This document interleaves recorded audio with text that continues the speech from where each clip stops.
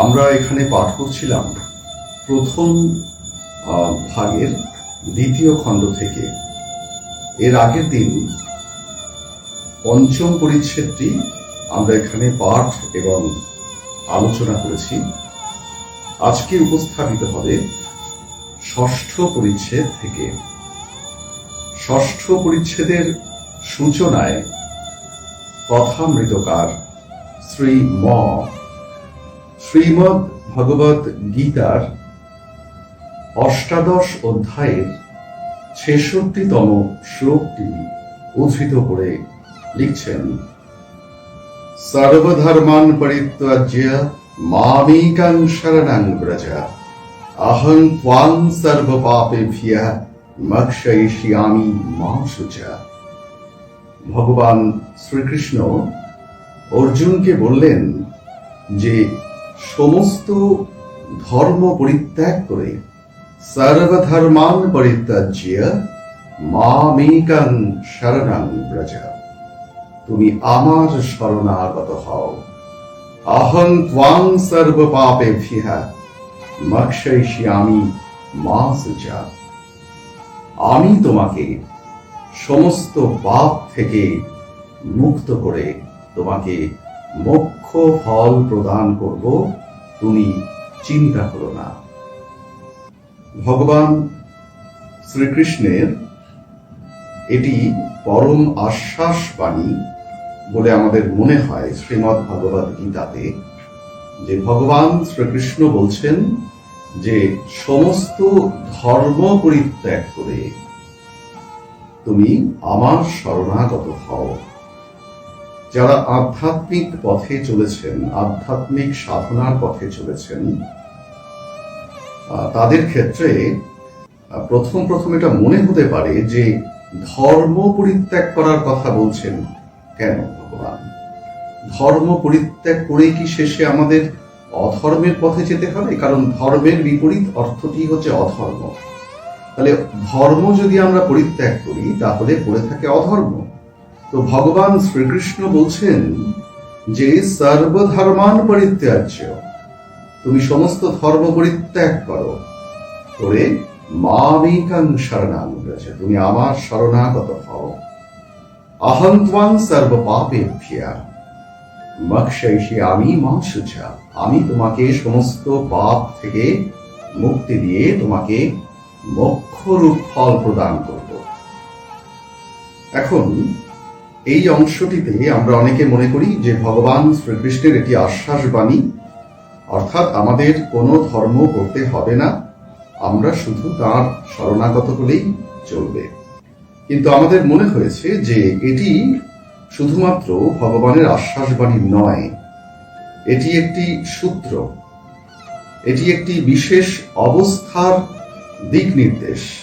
অর্থাৎ সাধনা করতে করতে সাধক এমন একটি স্তরে উপনীত হন যে স্তরে তার আর কোনো বৈধি ধর্মাচরণের প্রয়োজন হয় না। যেমন আমরা জানি যে ভগবান শ্রীরামকৃষ্ণের জীবনে আমরা দেখতে পাই যে তিনি কাঙালিদের এঁঠো তিনি মাথায় ঠেকাচ্ছেন। কাঙালি ভোজন যেখানে হচ্ছে দক্ষিণেশ্বরে, সেখানে কাঙালিদের এঁঠো তিনি মাথায় ঠেকাচ্ছেন। তখন তার দাদা হলধারী তাকে বলেছিলেন যে তুই এ কি করলি, তুই কাঙালির এঁঠো মাথায় ঠেকাচ্ছিস, কত রকম জাতের মানুষ এখানে রয়েছে, তুই একজন ব্রাহ্মণ, তুই এদের এঁঠো স্পর্শ করছিস। দেখুন, আমাদের এখানে মনে হয়েছে যে পূজ্য হলধারী ভগবান শ্রী রামকৃষ্ণের জ্যেষ্ঠ ভ্রাতা তিনি সম্পর্কে তিনি যেটা বলছেন এটা ধর্মাচরণের কথা, অর্থাৎ এটা করা যাবে, এটা করা উচিত নয়, এই যে বৈধি ধর্ম, উচিত অনুচিতের ধর্ম, বাচ বিচারের ধর্ম, এই বিষয়টিকে বলা হয়েছে ধর্ম। এই সমস্ত ধর্ম বা রিলিজিয়ান বা রিলিজিয়াস যে বিধিনিষেধগুলো, এইগুলো ভগবান শ্রীরামকৃষ্ণ অতিক্রম করে গেলেন। এমনকি ধর্মীয় একটি অন্যতম সংস্কার হিসাবে তিনি যে উপবিদ গ্রহণ করেছিলেন সেটিকেও তিনি পরিত্যাগ করেছিলেন। তো এইভাবে ধর্মাধর্মের অতীত অর্থাৎ ধর্ম এবং অধর্ম উভয়ের অতীত অবস্থায় তিনি বিচরণ করেছিলেন। এটি একটি স্টেজ, এটি একটি অবস্থা। তো ঠাকুর এক জায়গায় বলছেন যে রামপ্রসাদের গানের উদাহরণ দিয়ে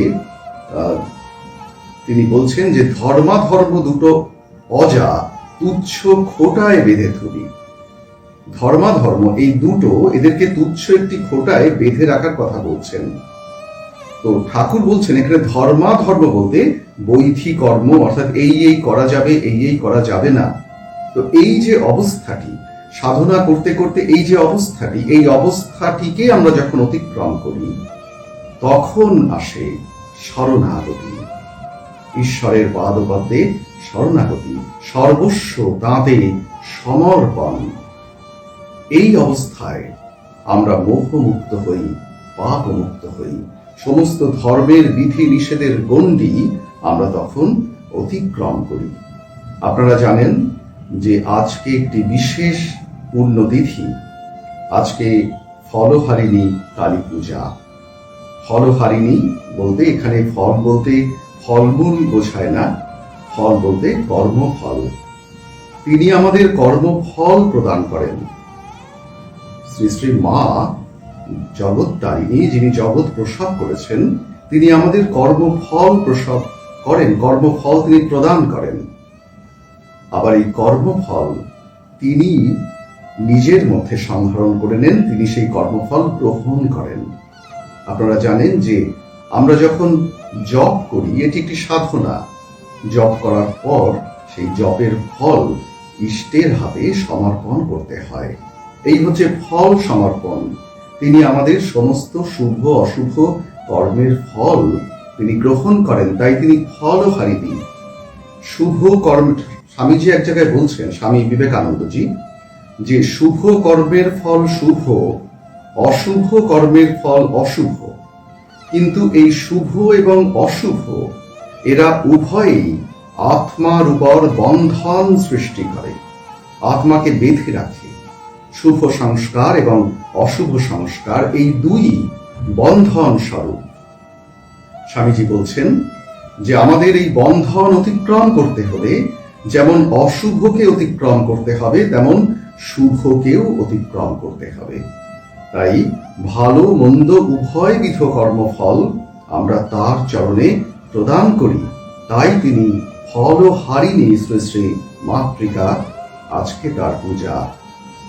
আজকের এই পবিত্র তিথিতেই ভগবান শ্রী রামকৃষ্ণ তার সমস্ত সাধনার ফল শ্রী শ্রী জগন্মাতৃকা সারদা দেবীর চরণে অর্পণ করেছিলেন। এই জন্যে এই তিথিটি শ্রী রামকৃষ্ণ ভক্ত মণ্ডলীতে বিশেষ সমাদৃত পুণ্যতিথি। তো এই কর্মফল আমরা আমাদের ইষ্টের চরণে প্রদান করব। এই যে বৈধি কর্ম, বৈধি ধর্ম, এই সমস্ত স্তরের ঊর্ধ্বে উঠে সেই এক শরণাগতির অবস্থা। তো এই অবস্থাটিকে যেন নির্দেশ করছেন ভগবান শ্রীকৃষ্ণ। সর্বধর্মান পরিত্যাজ্য মামেকং শরণং ব্রজ। সমস্ত ধর্ম পরিত্যাগ করে তুমি আমার শরণাগত হও। আমার মানে কার? শ্রীকৃষ্ণের শরণাগত বা অন্য কোনো দেবতার শরণাগত? বিষয়টি এরকম নয়। স্বামীজি এক জায়গায় বলছেন যে ভগবান শ্রীকৃষ্ণ আত্মসংস্থ হয়ে গীতা উপদেশ করেছিলেন।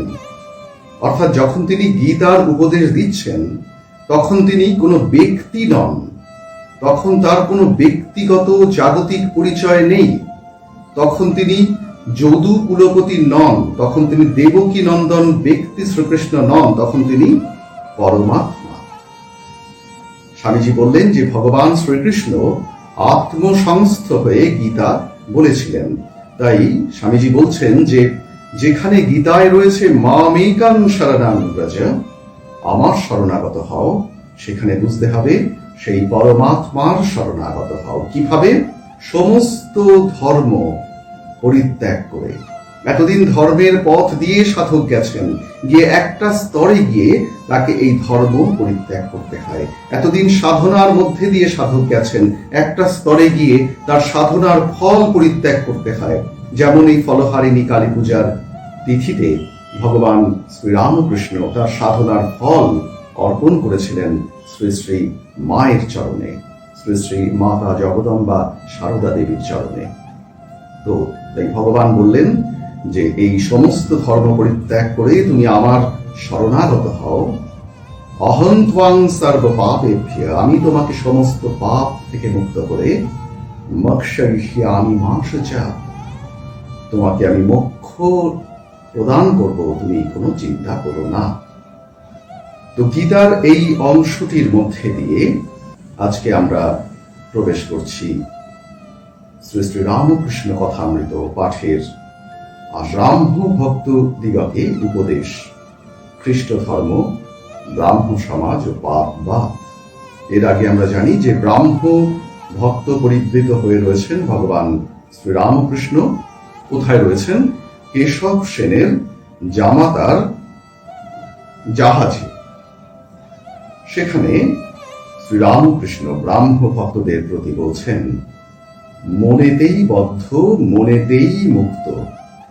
আমি মুক্ত পুরুষ, সংসারেই থাকি বা অরণ্যেই থাকি, আমার আবার বন্ধন কি?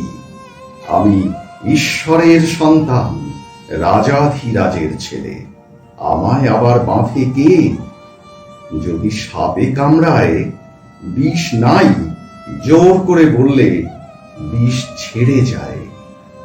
তেমনি আমি বদ্ধ নই, আমি মুক্ত, এই কথাটি রোগ করে বলতে বলতে তাই হয়ে যায়, মুক্তই হয়ে যায়। ভগবান শ্রীরামকৃষ্ণ এখানে বলছেন যে, এক জায়গায় বলছেন অন্যত্র যে যারা বলে যে আমি পাপী, আমি পাপী, আমার কোনোদিনই মুক্তি হবে না, আমি বদ্ধ, ঠাকুর বলছেন তারা বদ্ধই হয়ে যায়। যাদের বদ্ধ অভিমান তারা বদ্ধই হয়, আর যাদের মুক্ত অভিমান তারা মুক্তি লাভ করে।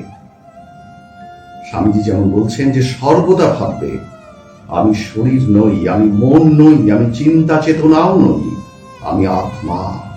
স্বামীজি বলছেন সর্বদা নিজেকে বলো সোহাং সোহাং, আমি সেই। স্বামীজি এক জায়গায় বললেন যে জোর করে নেই বললে সাপের বিষ পর্যন্ত নেই হয়ে যায়। একটা চিঠিতে স্বামীজি লিখছেন মঠে তার গুরু ভ্রাতাদের উদ্দেশ্য করে যে ওই দীনাহীনা ভাব ওটিকে দূর করতে হবে।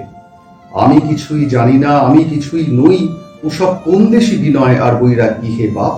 স্বামীজি বলছেন আমি সব পারি, আমি রাজাধিরাজের সন্তান। স্বামীজি এক জায়গায় বলছেন যে আমরা একে অন্যের সঙ্গে তুলনায় হয়তো কেউ বৃহৎ পর্বত প্রমাণ তরঙ্গ, আবার কেউ হয়তো ক্ষুদ্র বুদ্বুদ তুল্য, কিন্তু আমাদের উভয়েরই পশ্চাতে রহিয়াছে সেই অনন্ত মহাসমুদ্র। আমরা অনন্তের সন্তান, আমরা ঈশ্বরের সন্তান। ঠাকুর বললেন যে এই ভাবটি রোগ করে জোর করে বলতে বলতে সেই ভাবটি দৃঢ়ভাবে মনে অঙ্কিত হয়ে যায়। ভগবান শ্রী রামকৃষ্ণ বলছেন মনেতেই বদ্ধ, মনেতেই মুক্ত। আমি বদ্ধ নই, আমি মুক্ত, এই কথাটি রোগ করে বলতে বলতে তাই হয়ে যায়, মুক্তই হয়ে যায়। ঠাকুর আবার বলছেন খ্রিস্টানদের একখানা বই একজন দিলে, আমি পড়ে শোনাতে বললুম, তাতে কেবল পাপ আর পাপ। কেশবের প্রতি বলছেন তোমাদের ব্রাহ্ম সমাজেও কেবল পাপ। যে ব্যক্তি আমি বদ্ধ বারবার বলে সে সারা বদ্ধই হয়ে যায়। যে রাত দিন আমি পাপী এই করে সে তাই হয়ে যায়। আপনারা জানেন যে খ্রিস্ট ধর্মের একটি অন্যতম বিশ্বাস হচ্ছে আদি পাপের কথা, যে আদি পাপ থেকে এই মানুষের জন্ম হয়েছে। সেই আদি পাপ প্রত্যেককে স্পর্শ করেছে এবং পাপ মুক্ত হয়ে আমাদেরকে ঈশ্বরের রাজ্যে প্রবেশ করতে হয়। তো ঠাকুর খ্রিস্টানদের বাইবেল পাঠ শুনেছিলেন, সম্ভবত যদু মল্লিকের বাড়িতে। বাইবেল পাঠ ঠাকুরের মনে হয়েছিল যে তিনি জগন্মাতৃকা মা জগদম্বাকে বলেছিলেন যে মা, তোর খ্রিস্টান ভক্তেরা তোকে কিভাবে ডাকে আমি দেখব। তো তিনি খ্রিস্টানদের উপাসনালয়ের দরজার বাইরে থেকে তিনি খ্রিস্টানদের উপাসনার পদ্ধতি দেখেছিলেন, চার্চের ভিতরে প্রবেশ করেননি, এবং তিনি বাইবেল পাঠ শুনেছিলেন। তো সেই সময় ঠাকুর শুনেছিলেন, সেই কথা এখানে বলছেন যে খ্রিস্টানদের একখানা বই একজন দিলে, আমি পড়ে শোনাতে বললুম, তাতে কেবল পাপ আর পাপ। কেশব সেনকে বলছেন যে তোমাদের ব্রাহ্ম সমাজেও সেই একই কথা, শুধু পাপ আর পাপ। বলে বললেন যে যে ব্যক্তি সর্বক্ষণ আমি পাপী আমি পাপী বারবার বলে, সে তাই হয়ে যায়। ঠাকুর বলছেন ঈশ্বরের নামে এমন বিশ্বাস হওয়া চাই কি আমি তার নাম করেছি, আমার এখনো পাপ থাকবে, আমার আবার পাপ কি, আমার আবার বন্ধন কি। কৃষ্ণ কিশোর পরম হিন্দু, সদাচার নিষ্ঠ ব্রাহ্মণ। সে বৃন্দাবনে গেছিল। একদিন ভ্রমণ করতে করতে জল তৃষ্ণা পেয়েছিল। একটা কুয়ার কাছে গিয়ে দেখলে একজন লোক দাঁড়িয়ে রয়েছে। তাকে বললে, ওরে, তুই এক ঘটি জল আমায় দিতে পারিস? তুই কি জাত? সে বললে, ঠাকুর মহাশয়, আমি হীন জাত, মুচি। কৃষ্ণ কিশোর বললে, তুই বল শিব, নে এখন জল দিয়ে দে। ভগবানের নাম করলে মানুষের দেহ মন সব শুদ্ধ হয়ে যায়। কেবল পাপ আর নরক, এই সব কথা কেন? একবার বলো যে অন্যায় কর্ম যা করেছি আর করব না, আর তার নামে বিশ্বাস করো। ঠাকুর প্রেমোন্মত্ত হইয়া নাম মাহাত্ম্য গাইতেছেন। আমি দুর্গা দুর্গা বলে মা যদি মরি, আখেরে এ দিনে না তারও কেমনে জানা যাবে গো শঙ্করী। এই গান ঠাকুর গাইলেন। তারপরে ঠাকুর বলছেন, আমি মার কাছে কেবল ভক্তি চেয়েছিলাম। ফুল হাতে করে মার পাদপদ্মে দিয়েছিলাম, বলেছিলাম, মা, এই নাও তোমার পাপ, এই নাও তোমার পুণ্য, আমায় শুদ্ধা ভক্তি দাও। এই নাও তোমার জ্ঞান, এই নাও তোমার অজ্ঞান, আমায় শুদ্ধা ভক্তি দাও। এই নাও তোমার সূচি, এই নাও তোমার অসুচি, আমায় শুদ্ধা ভক্তি দাও। এই নাও তোমার ধর্ম, এই নাও তোমার অধর্ম, আমায় শুদ্ধা ভক্তি দাও। ব্রাহ্ম ভক্তদের প্রতি ঠাকুর বলছেন, একটি রামপ্রসাদের গান শোনো। আয় মন বেড়াতে যাবি, কালী কল্প তরুমূলের মন, চারি ফল কুড়ায় পাবি। প্রবৃত্তি নিবৃত্তি যায়া, নিবৃত্তিরে সঙ্গে লবি। ওরে বিবেক নামে তার বেটা, তত্ত্ব কথা তাই শুধাবি। সূচি অসুচিরে লয়ে দিব্য ঘরে কবে শুবি। যখন দুই সতীনে পীড়িত হবে, তখন শ্যামা মাকে পাবি। এই গান গাইবার পর ঠাকুর বলছেন, সংসারে ঈশ্বর লাভ হবে না কেন? জনক রাজার হয়েছিল। এ সংসার ধোঁকার টাটি, প্রসাদ বলেছিল। তাঁর পাদপদ্মে ভক্তি লাভ করলে এই সংসারই মজার কুটি। আমি খাই দাই আর মজা লুটি। এই প্রসঙ্গটি হচ্ছে যে এখানে একজন ব্রাহ্ম ভক্ত ভগবান শ্রীরামকৃষ্ণকে জিজ্ঞাসা করেছিলেন যে সংসারীদের কি উপায়, তাকে পাওয়ার জন্য, ঈশ্বর লাভ করার জন্য আমাদের কি সংসার ত্যাগ করতে হবে? তো ভগবান শ্রীরামকৃষ্ণ বলেছিলেন যে না, তোমাদের সংসার ত্যাগ করতে হবে কেন? তোমরা কেউ 5-এ আছো, কেউ 6-এ আছো, খেলা চলছে, এ তো বেশ। এটা আমরা এর আগের দিনের পাঠে পেয়েছিলাম।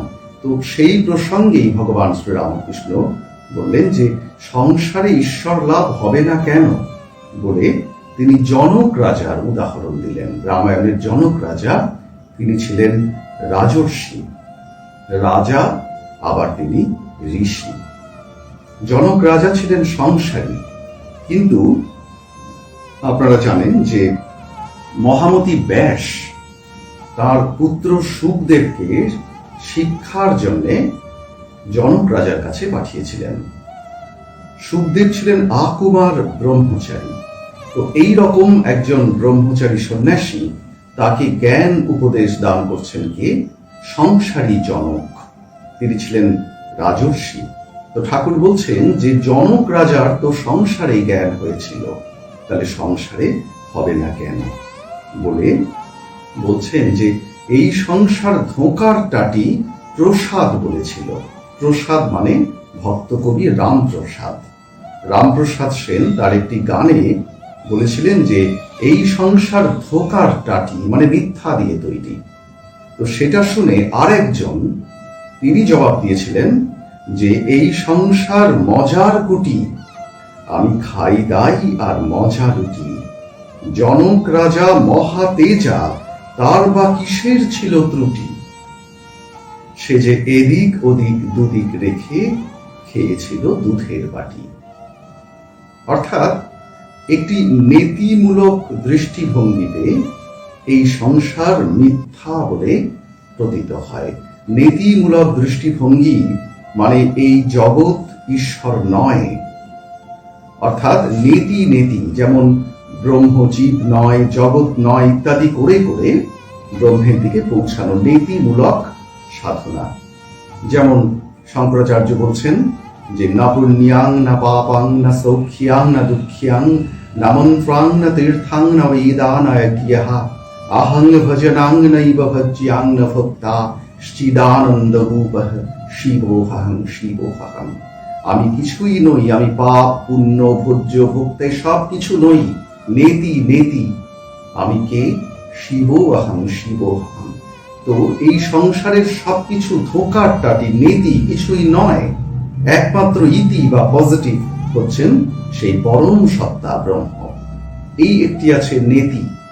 ভগবান শ্রীরামকৃষ্ণ এক জায়গায় বলছেন যে ছাদে উঠতে গেলে সিঁড়িগুলো একে একে ত্যাগ করে যেতে হয়, কারণ সিঁড়ি ছাদ নয়। কিন্তু ছাদে পৌঁছে দেখা যায় যে ছাদ যে উপাদানে তৈরি, ইট চুন সুরকি সিমেন্ট ইত্যাদি, সিঁড়িও সেই একই উপাদানে তৈরি। তো এই জগৎকে মিথ্যা বলে, নেতি বলে সাধক যখন সেই পরম লক্ষ্যে পৌঁছান, অর্থাৎ ছাদে পৌঁছান, তখন তিনি দেখেন যে ছাদ যে উপাদানে গঠিত, সিঁড়িও সেই উপাদানে গঠিত। অর্থাৎ ব্রহ্মই এই জগতের উপাদান স্বরূপ, ব্রহ্মই এই জগৎ হয়েছেন। ঠাকুর এটাকে বলতেন যে নেতি নেতি করে যখন ব্রহ্মে পৌঁছানো হলো, সেটি যেন লীলা থেকে নিত্যে পৌঁছানো, অর্থাৎ রিলেটিভ ওয়ার্ল্ড থেকে সেই অ্যাবসলিউটে পৌঁছানো। আবার সেখানে পৌঁছে যখন সাধক উপলব্ধি করেন সেই ব্রহ্মবস্তুই জগতে জগৎ রূপে প্রতীয়মান হচ্ছেন। অর্থাৎ ইট চুন সুরকি যে উপাদানে ছাদ তৈরি হয়েছে, সেই একই উপাদানে সিঁড়িও তৈরি হয়েছে। তখন তিনি এই জগৎ ব্রহ্মময় দেখেন। ঠাকুর বলছেন এটা যেন নিত্য থেকে লীলাতে প্রত্যাবর্তন। তো রামপ্রসাদ বলছেন এই জগৎ, এই সংসার ধোঁকার টাটি, এটি যেন নীতিমূলক পথ। আবার আরেকজন যখন উত্তর দিচ্ছেন যে এই সংসার মজার কুটি, অর্থাৎ তার উপলব্ধি হয়েছে যে এই সংসারে সেই ব্রহ্ম ছাড়া অন্য কিছুই নেই। যেমন যোগ বাশিষ্ঠ রামায়ণাতে আছে যে শ্রীরামচন্দ্রের বেদ পড়ে বৈরাগ্য হল। তখন তিনি গুরু বশিষ্ঠ দেবকে বললেন যে এই সংসার যখন মিথ্যা মায়া, তখন আমি এই সংসার ত্যাগ করব। তখন গুরুদেব তাকে বললেন যে হে রাম, তুমি আমার সাথে বিচার করো, তর্ক করো, তুমি আমাকে দেখাও যে এই সংসার ঈশ্বর ছাড়া। তুমি যদি আমাকে বোঝাতে পারো যে এই সংসার ঈশ্বর ছাড়া, এই সংসারে ঈশ্বর নেই, এটা যদি তুমি আমাকে বোঝাতে পারো, তাহলে তুমি সংসার ত্যাগ করতে পারো। তো এটি হচ্ছে যেন নিত্য থেকে লীলাতে যাওয়া, অর্থাৎ এই সংসারের সর্বত্রই সেই একই ব্রহ্ম আস্বাদন। তাই যেন কবি সেখানে বলছেন যে এই সংসার মজার কুটি, আমি খাই দাই আর মজা লুটি। জনক রাজা মহা তেজা, তার কিসে ছিল ত্রুটি, সে যে এদিক ওদিক দুদিক রেখে।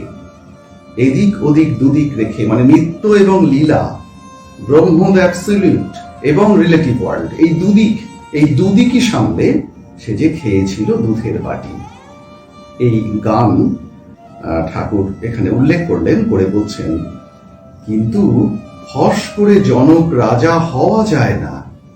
জনক রাজা নির্জনে অনেক তপস্যা করেছিলেন। সংসারে থেকেও একবার নির্জনে বাস করতে হয়। সংসারের বাহিরে একলা গিয়ে যদি ভগবানের জন্য 3 দিনও কাঁদা যায়, সেও ভালো। এমনকি অবসর পেয়ে একদিন নির্জনে তাঁর চিন্তা যদি করা যায়, সেও ভালো। ভগবান শ্রী রামকৃষ্ণ বলছেন যে তার মানে এই নয় যে সমস্ত সংসারী লোক তারা জনক রাজার মতন হয়ে যাবে। স্বামীজি এক জায়গায় বলছেন, স্বামীজির কাছে এসে অনেকে বলতেন যে আমাদের জনক রাজার মতন, অর্থাৎ আমরা সংসারে আছি অথচ আমরা আধ্যাত্মিকতায় নিমজ্জিত জনক রাজার মতন। তা স্বামীজি পরিহাস করে বলতেন যে হ্যাঁ, তোমরা জনক বটে, তোমরা জনক, তবে কতগুলো অপগণ্ড সন্তানের জনক, অর্থাৎ সেই ত্রেতা যুগের রাজর্ষি জনক তোমরা নও, কতগুলো অপগণ্ড সন্তানের জনক। তো ঠাকুর বলছেন যে সবাই কিন্তু ফস করে জনক রাজা হতে পারে না। তার জন্য কি দরকার? ভগবান শ্রী রামকৃষ্ণ বলছেন যে জনক রাজা কিন্তু নির্জনে অনেক তপস্যা করেছিলেন, তবে তিনি সংসারে থেকেও তিনি ঋষি হতে পেরেছিলেন। তিনি ছিলেন রাজর্ষি, তিনি রাজত্ব পরিচালনা করেও তিনি ঋষিত্বের স্টেজে, ঋষিত্বের স্তরে তার মনকে তুলে রাখতে পেরেছিলেন। তাই ঠাকুর বললেন যে নির্জনে সাধনা করা এটি সংসারীদের জন্য খুব প্রয়োজন। ঠাকুর বললেন যে সংসারের বাহিরে একলা গিয়ে যদি ভগবানের জন্য 3 দিনও কাঁদা যায়, সেও ভালো। এমনকি অবসর পেয়ে একদিন নির্জনে তাঁর চিন্তা যদি করা যায়, সেও ভালো। লোকে মাগ ছেলের জন্য 1 ঘটি কাঁদে, ঈশ্বরের জন্য কি কাঁদছে বলো? নির্জনে থেকে মাঝে মাঝে ভগবানের জন্য সাধন করতে হয়। সংসারের ভিতর বিশেষ কর্মের মধ্যে থেকে প্রথম অবস্থায় মন স্থির করতে অনেক ব্যাঘাত হয়। যেমন ফুটপাতের গাছ, যখন চারা থাকে বেড়া না দিলে ছাগল গরুতে খেয়ে ফেলে।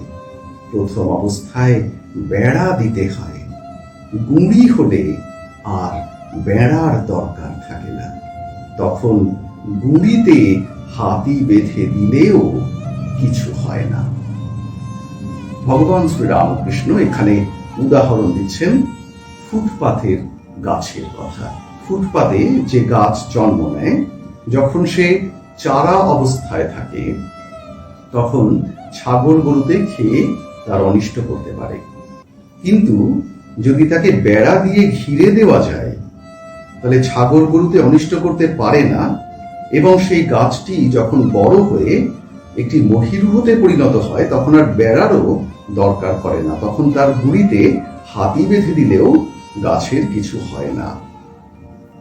অর্থাৎ সাধনার প্রথম অবস্থায় আমাদের মনটি যখন কাঁচা থাকে, তখন বাইরের বিভিন্ন প্রভাব, রূপ, রস, গন্ধ, স্পর্শ ইত্যাদি প্রভাবের দ্বারা মন বিক্ষিপ্ত হয়। এই বাইরের প্রভাব, এই প্রলোভন, এইগুলো যেন ওই ছাগল গরুর মতো। আপনারা জানেন ভগবান বুদ্ধ যখন সেই গয়া ধামে সাধনায় বসলেন, তখন মারের অভ্যুদয় ঘটেছিল। মার অর্থাৎ তাকে যেন প্রলোভনের সম্মুখীন হতে হলো। বিভিন্ন জাগতিক মোহ তাকে হাতছানি দিয়ে ডাকছে। তখন ভগবান বুদ্ধ প্রবল বিক্রমে সেই মোহের হাতছানি উপেক্ষা করলেন, করে বললেন যে এই আসনে উপবিষ্ট হয়েছি আমি, শরীর থাক আর যাক, সিদ্ধি লাভ না করা পর্যন্ত আমি এখান থেকে উঠব না। তো এই যে প্রলোভনের হাতছানি, এটি যেন সাধকের জীবনে ওই ছাগল গরুর মতন। ছাগল গরু যেমন ফুটপাতের চারা গাছের অনিষ্ট করে, তেমন সাধনার প্রথম অবস্থায় এই বাইরের রূপ রসাদির হাতছানি আমাদেরকে প্রলোভিত করে, আমাদের আধ্যাত্মিক জীবনকে নষ্ট করে দেবার চেষ্টা করে। কিন্তু সাধনা করতে করতে মনে যখন সেই সাধনার ফল হিসাবে যখন আমাদের ভিতরে একটি স্থায়ী চরিত্র সৃষ্টি হয়ে যায়, তখন আর বাইরের প্রলোভন হাতছানিতেও আর কিছু হয় না। ভগবান শ্রী রামকৃষ্ণ অন্যত্র এক জায়গায় বলেছেন, আপনারা জানেন, যে এমনি জল যদি এমনি দুধ যদি জলের সঙ্গে রাখা যায়, তাহলে দুধ আর জলে মিশে এক হয়ে যায়। কিন্তু যদি একবার মাখন তুলে, দুধকে মন্থন করে মাখন তুলে যদি জলে রাখা হয়, তাহলে আর সে জলের সঙ্গে মেশে না। তাই নির্জনের সাধনা দ্বারা সেই দৃঢ় চরিত্র অর্জন করার পরে, তারপরে সংসারে গিয়ে থাকলেও সংসার তখন সাধকের আর কোনো ক্ষতি করতে পারে না। তাই ঠাকুর বলছেন যে ফুটপাতের গাছ যখন চারা অবস্থায় থাকে, তখন তার চারদিকে বেড়া দেবার দরকার হয়, একটা রেস্ট্রিকশনের দরকার হয়। তখন যেন বাইরের কোনো প্রলোভন, বাইরের কোনো নেগেটিভ ফোর্সেস যেন তার উপরে না প্রভাব বিস্তার করতে পারে। তারপরে একবার যখন সাধনা করতে করতে যখন সাধক যখন অনেক দূরে এগিয়ে যান, তার যখন একটি দৃঢ় চরিত্র তৈরি হয়, সাধনা প্রসূত চরিত্র, তখন আর ওই রেস্ট্রিকশনগুলোর দরকার হয় না। তখন বাইরের প্রভাব তারা কোনো ক্ষতি করতে পারে না। তাই ভগবান শ্রী রামকৃষ্ণ বলছেন যে তখন গুঁড়িতে হাতি বেঁধে দিলেও কিছু হয় না। বলে বললেন, রোগটি হচ্ছে বিকার, আবার যে ঘরে বিকারের রোগী, সেই ঘরে জলের জ্বালা আর আচার তেঁতুল। যদি বিকারের রোগী আরাম করতে চাও, ঘর থেকে ঠাই নাড়া করতে হবে। ঠাকুর বলছেন যে আমাদের যে রোগ, সেটি হচ্ছে বিকার। তো বিকার রোগের সব থেকে শত্রু যেটা, সেটা হচ্ছে জল, আচার, তেঁতুল ইত্যাদি। তো সেই সমস্ত শত্রু, যে শত্রুরা এই রোগটিকে বাড়িয়ে দেয়, সেই শত্রু চারপাশে রয়েছে। সংসার এমনই একটি জায়গা, যা কিছু আমাদেরকে আধ্যাত্মিক পথ থেকে ভ্রষ্ট করে, সেই প্রলোভনগুলো আমাদের চারপাশেই রয়েছে।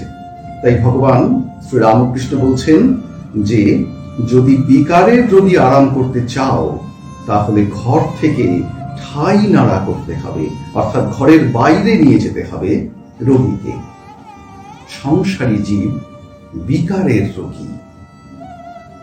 বিষয় জলের জ্বালা, বিষয় ভোগ তৃষ্ণা, জল তৃষ্ণা। আচার তেঁতুল মনে করলেই মুখে জল সরে, কাছে আনতে হয় না। এরূপ জিনিসও ঘরে রয়েছে যোষিত সঙ্গ, তাই নির্জনে চিকিৎসা দরকার। ভগবান শ্রী রামকৃষ্ণ বলছেন যে আমাদের যে রোগ, অর্থাৎ আমরা যে ঈশ্বরকে ভুলে আছি, এটি যেন বিকার রোগ। তো ভুলে আছি কেন? বাইরের চাকচিক্য নিয়ে ভুলে আছি। আমাদের মন সর্বদা বহির্মুখী, আমাদের 5টি ইন্দ্রিয় এবং মন সর্বদা বাইরের দিকে ধাবিত হচ্ছে। যেদিকে ধাবিত হচ্ছে সেই রূপ রসাদি পরিপূর্ণ রয়েছে আমাদের চারপাশটা। অর্থাৎ বিকারের রোগীও যে ঘরে, বিকার বৃদ্ধি পায় এমন বস্তুগুলো সেই ঘরে। তাই ভগবান শ্রীরামকৃষ্ণ বলছেন, তাই যদি রোগ মুক্ত হতে হয়, ঘর থেকে বেরিয়ে আসতে হবে, রোগীকে ঠাঁই নাড়া করতে হবে। তাই বলছেন যে তাই নির্জনে চিকিৎসা দরকার। বিবেক বৈরাগ্য লাভ করে সংসার করতে হয়।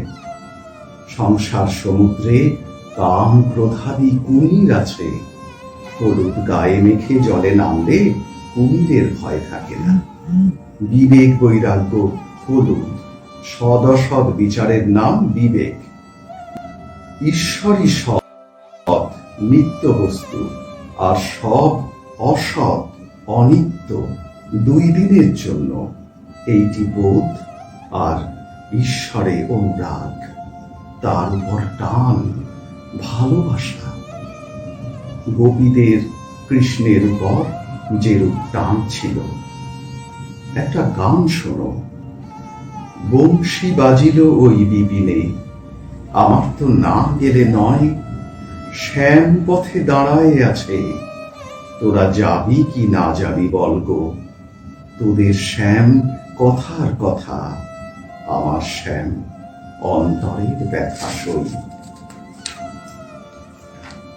ঠাকুর অশ্রুপূর্ণ নয়নে এই গান গাইতে গাইতে কেশবাদী ভক্তদের বললেন, রাধা কৃষ্ণ মানো আর নাই মানো, এই টানটুকু না। ভগবানের জন্য কিসে এইরূপ ব্যাকুলতা হয়, চেষ্টা করো। ব্যাকুলতা থাকলেই তাকে লাভ করা যায়।